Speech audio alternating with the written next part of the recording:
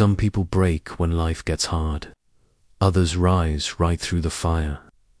She was just a waitress, tired, broke, raising a sick daughter on her own. He was a billionaire CEO, sharp suit, sharp tongue, one mistake at a high-end Manhattan restaurant, one bottle of wine, and one moment that changed everything. What she said in front of the entire room left the CEO speechless and the internet in awe.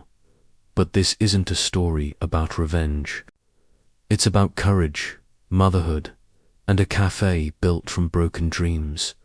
Because sometimes the most powerful voice in the room comes from the one no one expected. Emily Reyes lived in a world where every second was a negotiation with survival. At 32, she was a single mother whose days were measured in coffee cups, hospital visits, and the weight of bills she could never quite outrun. Her daughter Sophia was 7, a bright-eyed girl with a chronic illness that turned every cough into a crisis. Juvenile diabetes had crept into their lives like an uninvited guest, demanding insulin, doctor's visits, and a vigilance that left Emily perpetually exhausted. Her small apartment in the Bronx, with its peeling paint and flickering lights, was a battlefield where she fought to keep Sophia's spirits high and their dreams alive. Emily's hands were her tools calloused from years of balancing trays, wiping counters and holding Sophia through sleepless nights. Her hazel eyes, framed by dark circles, hid a fire that refused to dim. She worked at La Cille, a rooftop restaurant in Manhattan where the city's elite dined under chandeliers that cost more than her yearly rent. The tips were her lifeline, but they never stretched far enough. Medical bills stacked up like unopened letters on her kitchen counter, each one a reminder of what she couldn't afford: security, rest, or the luxury of dreaming. Once, Emily had wanted to be a chef, her grandmother's Puerto Rican kitchen filled with the sizzle of sofrito and the warmth of arroz can polo had been her first classroom. She'd dreamed of culinary school, of opening a place where food told stories. But life had other plans. A teenage pregnancy, a boyfriend who vanished, and Sophia's diagnosis had buried those dreams under double shifts and desperation. Still, Emily smiled. She tied her apron, pulled her dark hair into a tight bun, and stepped into La Cille each night, her worn-out black flats carrying her through a world she'd never belonged to. Tonight, the restaurant was a pressure cooker, rain-battered, the floor-to-ceiling windows blurring the Manhattan skyline. The Friday night crowd was relentless. Hedge fund managers in tailored suits, tech moguls with egos as big as their wallets, and socialites who tipped in condescension as often as cash. Emily moved through the chaos with practiced grace, her tray steady even as her heart raced. She was running on 3 hours of sleep and a promise to Sophia that they'd bake cookies tomorrow, a promise she wasn't sure she could keep. Sophia's latest hospital stay had left a $2,500 bill, and the landlord was already knocking. Still, she smiled. She always smiled. Grayson Hale was a force of nature, a 38-year-old billionaire whose name was synonymous with power. As CEO of Heltech, he'd built an empire in AI and cybersecurity, crushing competitors with the precision of a surgeon and the ruthlessness of a creditor. His sharp jawline and piercing blue eyes made him look like a movie star, but his reputation was forged in boardrooms and headlines. The press called him the Ice King for his cold efficiency. His employees called him worse in whispers. To Grayson, weakness was a choice, and he had no patience for it. Failure wasn't just unacceptably, was personal. Tonight, he sat at La Cille's best table, a corner spot with a view of the city he owned in all but name. He was hosting a group of investors from Singapore, led by Mei Lin, a soft-spoken woman in her late 60s who'd built her own tech empire. The deal on the table, of $500 million partnership to expand Hail Tech's AI-driven security systems into Asia, was his obsession. Grayson was in his element, his tailored suit as sharp as his words, his charm dialed to perfection. He told stories of Hail Tech's triumphs, his voice smooth but commanding, while the investors listened, their expressions guarded. Mei Lin was the key. Her company, Lintech, was a giant in Asia's tech scene, and her approval could make or break the deal. She was quiet, her eyes sharp behind wire-rimmed glasses, but Grayson sensed her skepticism. She wasn't swayed by flash or flattery.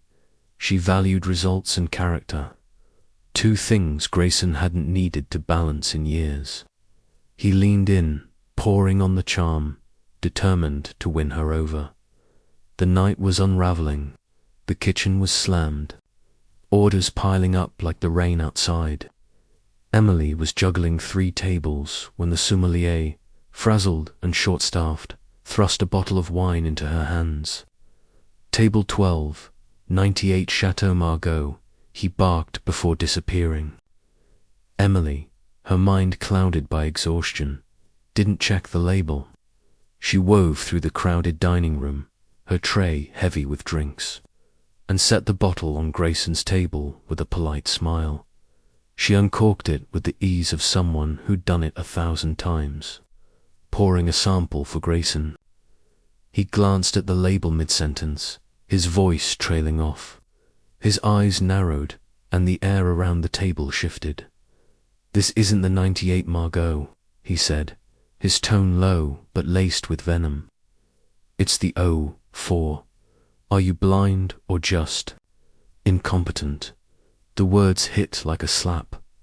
The table fell silent. Emily froze, her hand still on the bottle. She glanced at the label. He was right. Her stomach twisted, a sickening mix of embarrassment and dread. In a place like La Cille, a mistake like this wasn't just a mistake. It was a public execution. "I'm so sorry, sir," she said, her voice steady despite the heat creeping up. Her neck, "I'll get the correct bottle right away." Grayson leaned back, his lips curling into a sneer. "Unbelievable. They let people like you serve at places like this." His voice was loud, deliberate, carrying across the room. Conversations paused, heads turned. A few guests smirked. Others looked away, uncomfortable. The investors at the table shifted, their eyes darting between Grayson and Emily. Mei Lin's expression was unreadable, but her gaze lingered on Emily. Emily's heart pounded, her pulse loud in her ears. Her manager, hovering nearby, shot her a look that screamed, "Fix this now." She could feel the weight of every eye in the room, the judgment pressing against her like a physical force.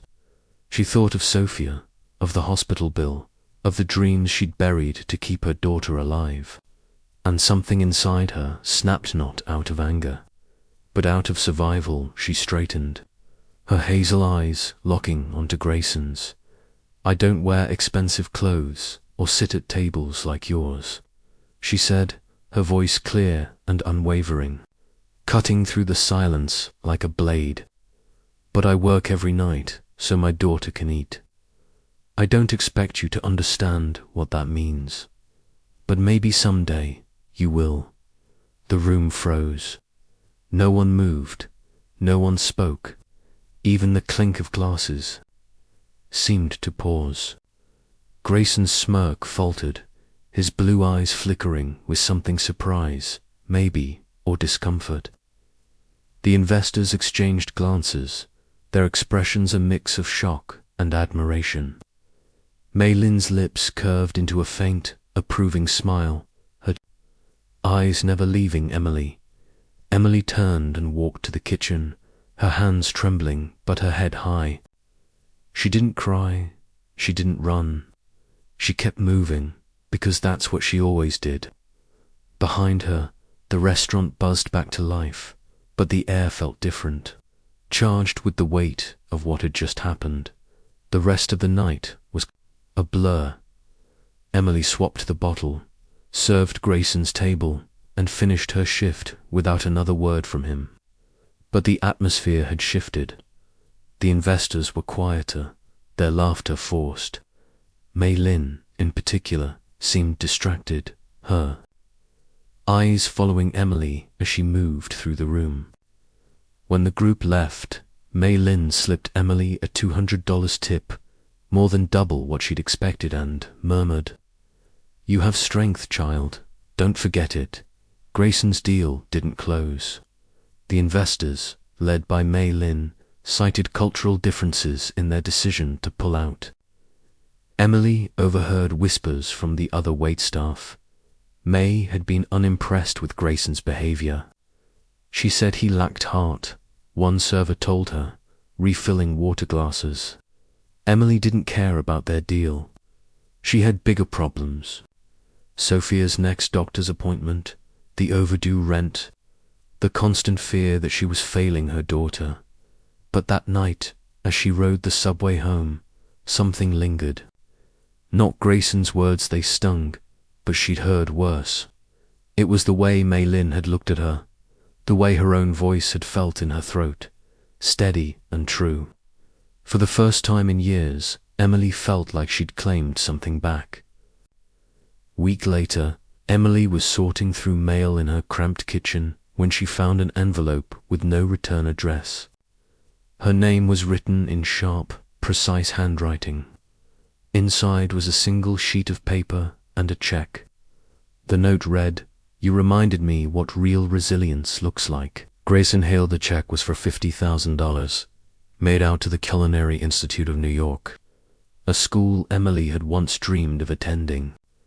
There were no conditions, no demands, just the money and the note. She stared at it, her hands shaking. Part of her wanted to tear it up. Grayson's words in the restaurant still echoed in her mind, a reminder of the humiliation he'd tried to inflict. She didn't trust him, didn't want his pity. But then she thought of Sophia, of the hospital bills, of the cafe she'd imagined in her wildest dreams. Pride was a luxury she couldn't afford. She called her sister, Maria, who lived 2 blocks away and often watched Sophia during Emily's shifts. "Is this a trick?" Emily asked, holding the check up to the light as if it might reveal a hidden catch. Maria, ever practical, shook her head. "It's real, Em, and it's a chance. You've been carrying the world for too long. Let someone else carry a piece of it." Emily enrolled in the night program, balancing classes with her shifts at Lucille. It was brutal cooking, studying, parenting, all on for hours of sleep, but she thrived. The institute's instructors saw her talent immediately. Her dishes, infused with her grandmother's recipes and her own grit, were more than food, they were stories. Arroz con Paulo that tasted like Sunday dinners, empanadas that carried the weight of her survival. By the end of the program, she had a business plan, a vision, and a fire she hadn't felt in years. 2 years later, Emily stood in a small Brooklyn storefront, her hands trembling as she hung a sign, "Sophia's Place." The cafe wasn't much, a few mismatched tables, sunflower murals painted by a local artist, and a counter that smelled of fresh coffee. But it was hers. The menu was a love letter to her roots. Mofongo, tostones, and pastelillos that drew crowds from the neighborhood and beyond. Emily hired other single parents, people who knew what it meant to fight for every dollar.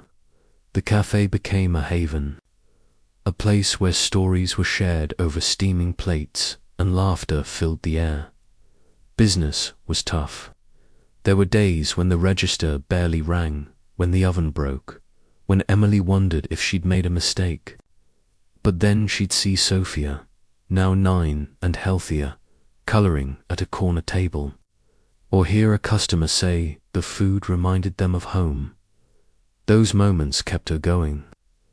A local food blog discovered Sophia's place, calling her empanadas a love letter to resilience. Soon, lines formed outside, and the cafe became a Brooklyn institution. Emily's life wasn't perfect. The bills still came, and Sophia's illness still loomed. But the cafe gave her something she hadn't had in years: hope. She wasn't just surviving anymore. She was building. One crisp fall morning, as Emily was wiping down tables before the lunch rush, the bell above the door chimed. She looked up to see Grayson Hale standing there, alone.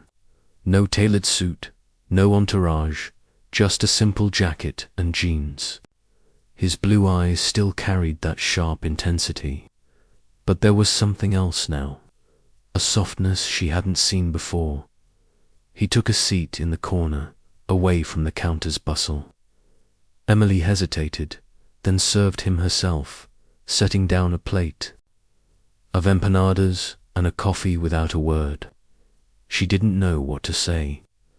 The memory of that night at Lucille still stung, but so did the weight of the scholarship, the chance he'd given her.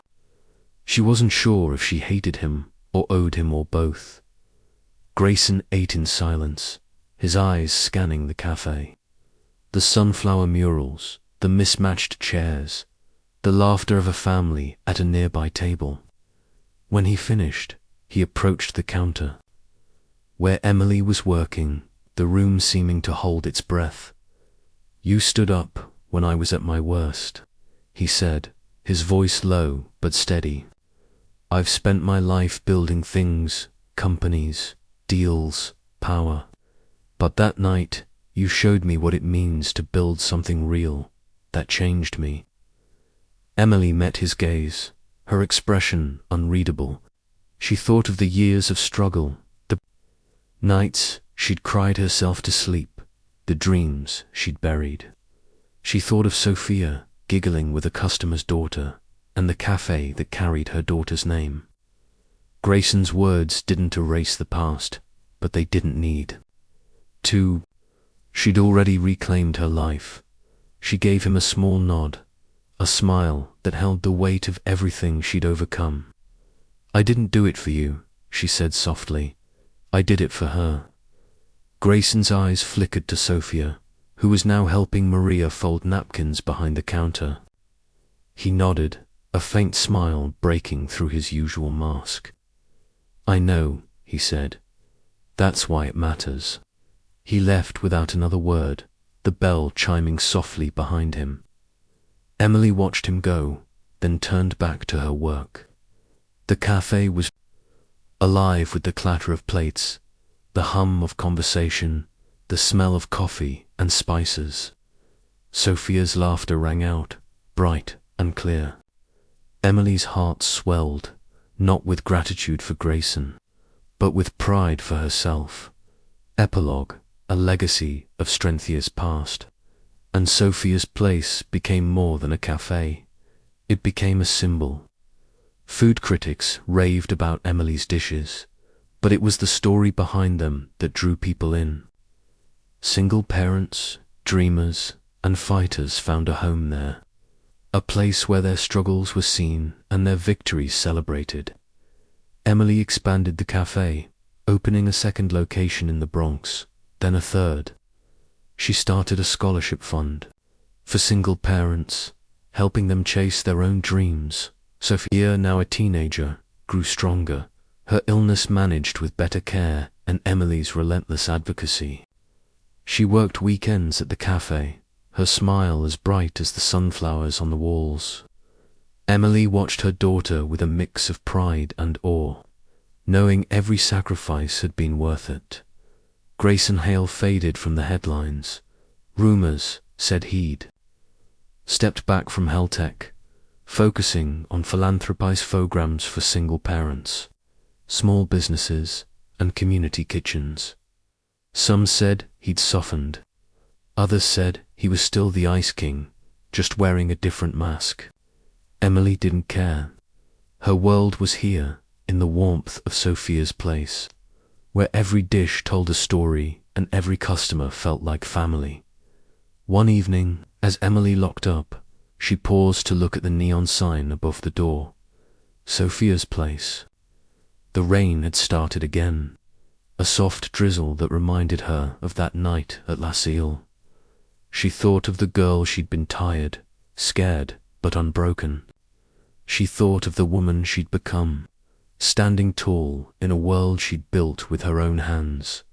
Tears welled in her eyes, not from sadness, but from a quiet, fierce joy. She hadn't just stood up to Grayson Hale, she'd stood up for herself, for Sophia, for every dream she'd refused to let die. And in that moment, under the glow of the sign, she felt whole. The rain fell harder, but Emily didn't move. She tilted her face to the sky, letting the drops mix with her tears. This was her victory, not the scholarship, not Grayson's change. Of heart, but this life, this love, this legacy. She'd built something real, something that would outlast her, and that was enough.